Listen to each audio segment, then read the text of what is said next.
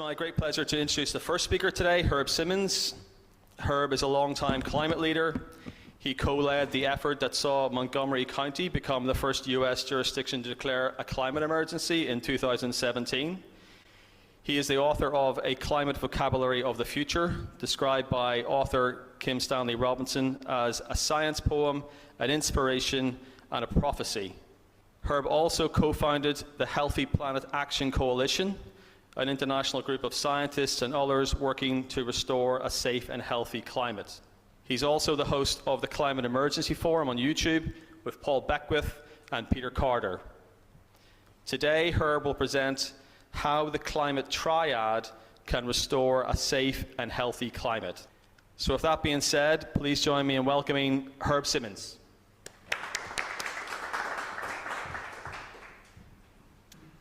Thanks, Peter. And it's a pleasure to be here in London in general, and in particular at the London Foundling Museum, which is a historic institution started hundreds of years ago to take care of children in need at what was a hospital right here. And we're in a room that's called the Picture Gallery, and those of you who are watching won't be surprised at that name, because we have some imposing photos behind us, or portraits rather, including the portrait in the center is of a doctor who actually was the physician for Sir Isaac Newton. So that sort of humbles me. And they're probably looking down on us or up at us, wherever they may be right now, wondering what in the world we are doing or not doing to resolve the climate crisis. We're the richest and most technologically advanced society in human history, and yet we're hurtling towards disaster, and relief is not in sight. The question is, will we continue our current path or look for a new paradigm for climate action? We may look back with nostalgia and wistfulness in a decade or two at how cool temperatures were this week compared to what they'll be in a decade or two.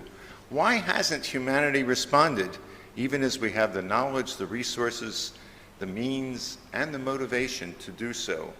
One of the reasons, perhaps the main reason, is that we have conceptualized the climate problem too narrowly.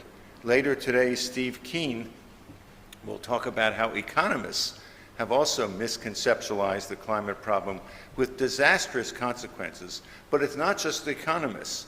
For the past 30 years, the climate elites have acted as if all we have in our toolbox is the hammer of emission reductions. Yet temperatures and impacts we're experiencing are from the legacy atmospheric greenhouse gases, primarily but not exclusively carbon dioxide. It is the accumulated stock of these gases, or metaphorically, the thickness of the greenhouse gas blanket above us, that creates the havoc in the climate problem. All emission reductions, no matter how essential, can achieve is slowing the increase in the thickness of this suffocating greenhouse gas blankets, meaning that temperatures will continue to increase for decades as long as we focus solely on emission reductions alone, or what I call ERA, emission reductions alone, because it does not deal with the stock of CO2 in the atmosphere. And even if the world is successful in the coming decades in eliminating emission reductions, our gargantuan and unprecedented task that we are much further away from today than we were 30 years when we started, because of the lengthy time that carbon dioxide remains in the atmosphere, doing so will only slow and potentially stop the increase in temperatures that are already too high and will be sharply higher in the coming decades there. And of course, we all know they're too high based upon everything that's around us. We also have this additional problem that overlaps with climate, and that is the ecological crisis, which is killing species and life on Earth so fast that I label it in my book a quote-unquote biotic genocide that faces humanity. So we need a shared toolbox to deal with what I call the bioclimatic problem, not just the climate problem, but the bio problem as well there. I encourage you to speak this way as well. We've even had to invent a new vocabulary to describe some of these extreme phenomena. Marine heat waves, flash droughts, atmospheric rivers, drunken trees, sunny day flooding, clean air turbulence, derechos, methane craters, ice quakes, and furnace winds. What new words and terms will we be required to create next year?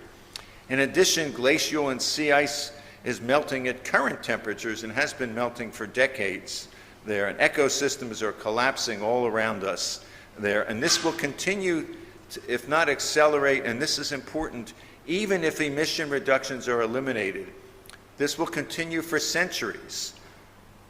That's right, for centuries there, even with emission reductions being eliminated. In other words, reaching net zero by mid-century or even sooner does not and indeed cannot solve the climate crisis.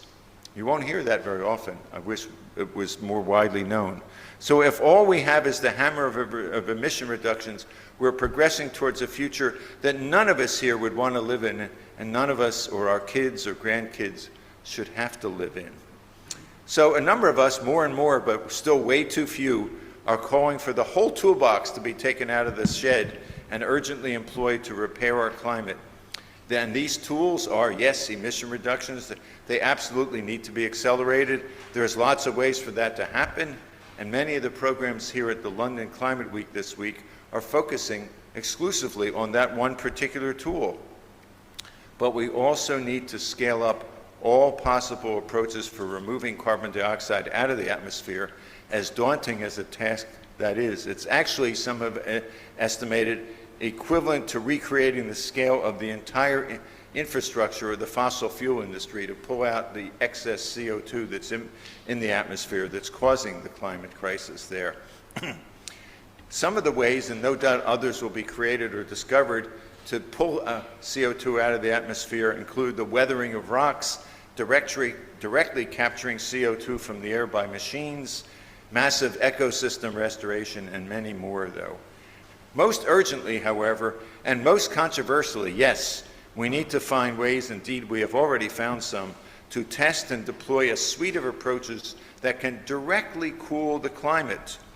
So controversial is this idea of directly cooling the climate, some have called it geoengineering, solar radiation management, sunshine reflection, there's about a dozen different terms for it, that this very day, in 2 hours, give or take, the Parliament not far from here will be debating at Westminster Hall whether to prohibit solar radiation management and whether to prohibit even pulling CO2 out of the atmosphere. That's right, they will be having a debate at 4:30 today, British summertime, and I encourage you, after you've had the drinks and chats here, maybe to wander over. I hope to go to watch some of that debate there. So it's kind of ironic and maybe a little tragic that these two things are happening the same day. I don't mean to presume that what's happening here is just as important as in Parliament, but I am presuming that what I'm saying here, and what we were all saying here, is a critically important message we need to hear. The techniques for removing, for cooling the planet directly include what's called stratospheric aerosol injection, which mimics a volcanic eruption, marine cloud brightening, thinning cirrus clouds, and a variety of ways to increase the reflectivity of surfaces, including the specially designed mirrors, as Mir and Ye will be talking about in the rest of this program. So far, these techniques, based upon hundreds of computer and other simulations, have not been shown to have any fatal flaws. Critics of direct cooling often portray it as presenting impossible to estimate risks, immense shocks if prematurely terminated, the hazard of distracting us from slowing emission reductions, and perhaps the most challenging questions of how, when, and by whom to govern the research, development, deployment, and monitoring of cooling proper portfolios. In other words, who controls the thermostat? Big question. But in a world where only, and I repeat, only directly cooling the climate has the potential to stabilize and lower temperatures in years rather than in many decades, these criticisms should not be seen as reasons to stop the one approach that many of us believe could save humanity and the natural world, but as legitimate challenges that our best minds need to focus on to minimize or overcome. All three, emission reductions, large-scale atmospheric carbon removal, and direct cooling of the climate through sunshine reflection and other means, are what I have labeled the Climate Triad. All three. They're all essential, urgent, and must be done in a coordinated and integrated fashion based upon the best science and technology. They must be done with sufficient participation, particularly by those countries, individuals, and groups that are most affected and often, unfortunately, the least influential in world politics, the global south and many others who are disadvantaged in the global north. It's a matter both of spatial equity and intergenerational equity. As our generation, sadly, has preempted or is in the process of preempting the future of every subsequent generation to be born on this planet, as well as every generation of life, except perhaps maybe jellyfish and cockroaches and the like. From a human rights perspective, what right do we, the current inhabitants of this planet, have to prevent the deployment of a means that can likely guarantee a healthier and safer climate than would otherwise exist in the coming decades? And it must be done urgently because of what is called a procrastination penalty. Each day we wait, the problem gets steeper. Climate snowballs, or perhaps we should say fireballs, are beginning to tip over at the top of the mountain. And if we don't stop them soon, they'll be too fast and too out of control. Humanity also needs what I call climate adaptation. Adaptation that resiliently changes form to ride the waves of climate change the way a good surfer brilliantly adapts to ocean waves. So that's the recipe.